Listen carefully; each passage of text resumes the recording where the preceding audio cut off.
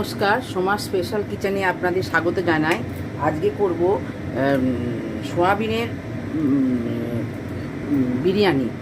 এবার দেখুন এতে কী কী দিচ্ছি। সোয়াবিনের বিরিয়ানি করতে আদা, পেঁয়াজ, রসুন বাটাটা দিয়ে দিলাম, তারপরে দিলাম টক দই, তারপরে দিলাম গুঁড়ো লঙ্কা, তারপরে দিলাম জিরে গুঁড়ো, তারপরে দিলাম ধনে গুঁড়ো, তারপরে দিলাম কেওড়া জল, অল্প করে কেওড়া জল, তারপরে দিলাম গোলাপ জল,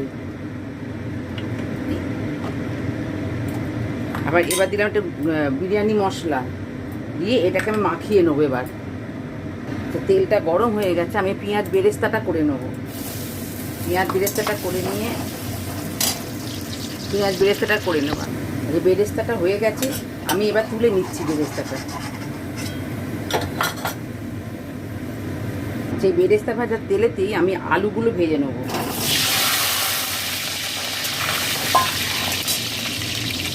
আলুগুলো হাফ সেদ্ধ করা আছে, এগুলো ভেজে নেবো। আলুটা ভাজা হয়ে গেছে, আমি এবার আলুটা তুলে নিচ্ছি। এই তেলেতেই আমি এই সোয়াবিনটা কষে নেবো।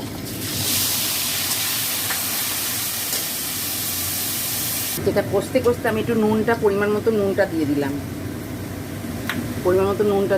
এটা কষা হয়ে গেছে, এবার আমি এটা নামিয়ে নেবো। মশলাটা কষা হয়ে গেছে, চালটা আমার জলটা ফুটে গেছে। এবার আমি এতে চাল আগে দেবো গোটা গরম মশলা, বড় এলাচ আর জয়িত্রী, এইটা দিয়ে দিলাম। দিয়ে পরিমাণ মতো নুনটা দিয়ে দিলাম, চালটা সেদ্ধ হবে। দিয়ে এবার চালটা দিয়ে দিলাম।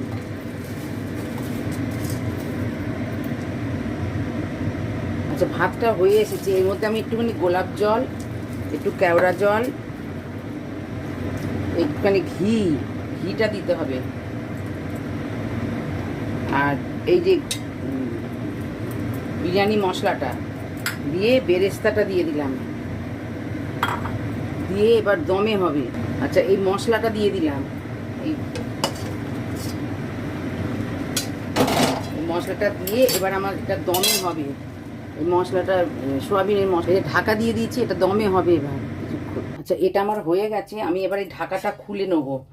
এই দেখুন কত সুন্দর স্ট্রাকচারটা এসেছে। এই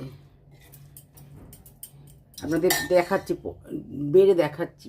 এবার দেখুন এটা কত সুন্দর। এইরকমভাবে আপনারা করবেন, করে খেয়ে কমেন্ট করে জানাবেন। আজকের মতন এই পর্যন্ত। আপনারা লাইক সাবস্ক্রাইব করবেন। নমস্কার।